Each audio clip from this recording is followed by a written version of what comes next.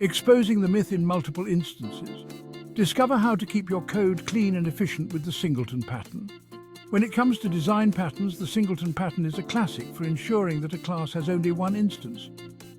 Why is this important, you ask? Imagine having several instances of a configuration file loader in your application. Sounds chaotic, right?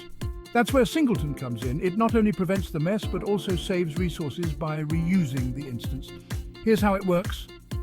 Singleton restricts the instantiation of a class to one single instance and provides a way to access that instance globally. This is particularly useful in scenarios where exactly one object is needed to coordinate actions across the system. Now, how do you implement it? Simply create a private static variable that holds the one instance of the class.